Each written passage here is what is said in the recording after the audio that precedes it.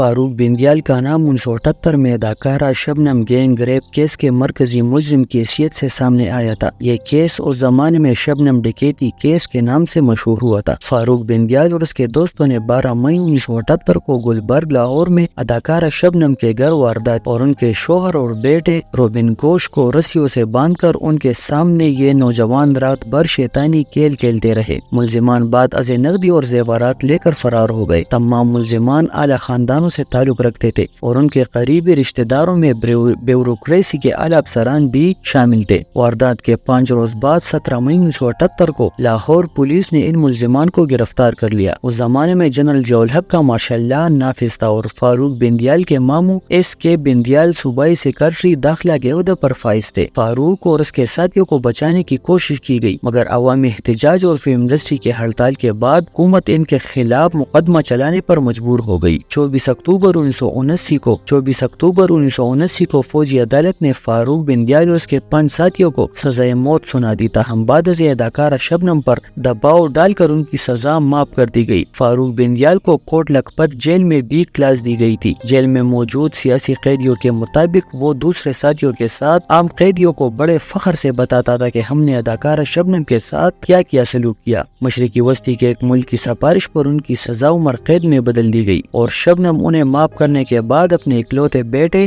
اور خاوند کے ساتھ بیرون ملک منتقل ہو گئی۔ یہ تو وہ کہانی ہے جو بہت سے لوگوں کو معلوم ہے اور ان میں سے کچھ باتیں اس زمانے کے اخبارات میں بھی شائع ہوئی، لیکن اس کے علاوہ بھی بہت سی کہانی اور واقعات ہیں جو آج کی نسل کو معلوم نہیں۔ اس مقدمے کی رودات 40 برس قبل کے اخبارات میں نمایاں طور پر شائع ہوئی تھی۔ یہ اداکارہ شبنم کے عروج کا زمانہ تھا۔ فوجی عدالت میں سماعت کے موقع پر صحافی اور وکلاء کی بڑی تعداد وہاں موجود ہوتی تھی۔ اداکارہ شبنم نے 23 نومبر 1978 کو فوجی عدالت میں بیان ریکارڈ کرائے اور فاروق بندیال اور دیگر ملزمان کی شناخت کی۔ یہ سارا احوال روزنامہ امروز اور دیگر اخبارات میں تفصیل کے ساتھ شائع ہوا تھا۔ اداکارہ شبنم کے وکیل نام اور ماہر قانون ایس ایم ظفر تھے، جبکہ فاروق بندیال کی جانب سے بھی وکیل صفائی کے طور پر اس زمانے کے چوٹی کے وکیل عاشق حسین بٹالوی کی خدمات حاصل کی گئی تھی۔ عاشق حسین بٹالوی کی وجہ شہرت یہ تھی کہ وہ اسی زمانے میں نواب محمد احمد خان قتل کیس میں وکیل استغاثہ تھے۔ اس کیس کے مرکزی ملزم سابق وزیر اعظم ذوالفقار علی بھٹو تھے۔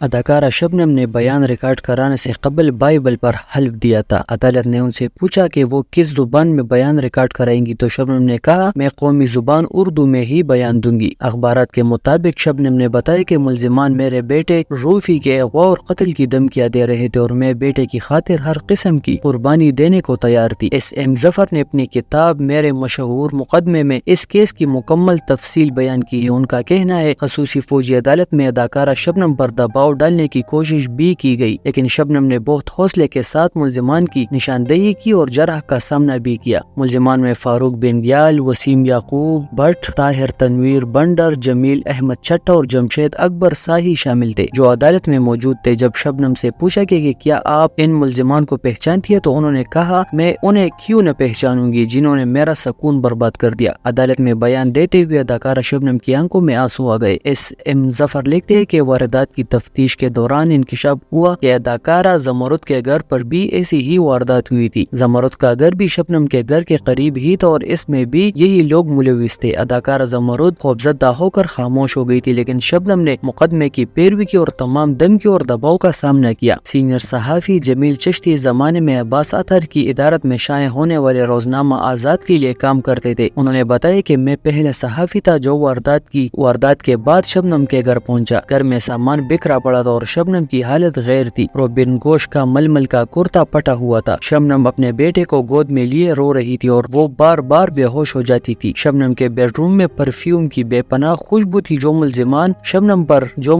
شبنم پر اونڈیلتے رہے تھے۔ جمیل چشتی کے بقول ان کی موجودگی میں ہی اداکار محمد علی بھی شبنم کے گھر پہنچے اور انہوں نے انتظامیہ اور پولیس سے رابطے کیے۔ جمیل چشتی کے بقول ایک ملزم جمشید اکبر ساہی کا تعلق پولیس سے تھا، اس لیے ملزمان پولیس کی نقل و حرکت سے بھی واقف تھے۔ اس زمانے میں پولیس صبح 4:30 بجے تک گشت کیا کرتی تھی۔ ملزمان نے واردات کے بعد 4:30 بجنے کا انتظار کیا اور پولیس گشت ختم ہونے کے بعد اطمینان سے فرار ہو گئے۔ دلچسپ بات یہ کہ بعد از ملزمان کی گرفتاری بھی اسی جمشید سائی کی وجہ سے عمل میں آئی۔ واردات کے دوران جو زیورات لوٹے گئے ان میں اداکارہ شبنم کا ایک قیمتی ہار بھی تھا۔ سائی واردات کے تیسرے روز وہی ہار ایک طوائف کو دینے کے لیے بازار حسن گئے اور وہاں پہلے سے موجود مقبروں کی نشاندہی پر در لیا گیا۔ ملزمان کو فوجی عدالت سے سزائے موت سنائی دی گئی۔ اس فیصلے کے بعد ملزمان کے لواحقین نے شبنم پر بھرپور دباؤ ڈالا۔ بندیال فیملی، ججز، چیف سیکرٹری اور دیگر اسٹیبلشمنٹ کا پریشر بہت زیادہ ہوا تو ضیاء الحق نے بھی گھٹنے ٹیک دیے اور اداکارہ شبنم کا گھرانہ اسی وقت سخت ترین اذیت سے گزر رہا تھا۔ انہوں نے اپنے بیٹے کو امریکہ بھیج دیا۔ اب وہ صرف مجرموں کو سزا دلوانا چاہتی تھی۔ آخر شبنم کو انہیں معاف کرنا پڑا۔ شبنم کے وکیل SM ظفر نے جس پر صدر مملکت سے اپیل کی تھی، شبنم اور روبن گوش سے معافی نامے پر دستخط کرائے گئے اور سزائے موت کو معمولی سزا 10 سال قید میں بدل دیا گیا۔ فاروق بندیال کی PTI میں شمولیت کا سوال ان کو ایک ہی روز بعد پارٹی سے نکال دیے جانے کے بعد اب بے معنی ہو گیا ہے۔ 40 سال بعد دہرائی جانے والی اس کہانی سے لیکن ایک بات جو ایک بار پھر واضح ہو کر سامنے آئی ہے یہ کہ مارشل لاء ہو یا جمہوریت، اس ملک کی اصل حکمران وہ اشرافیہ ہے جسے ہم اسٹیبلشمنٹ کا نام دیتے ہیں۔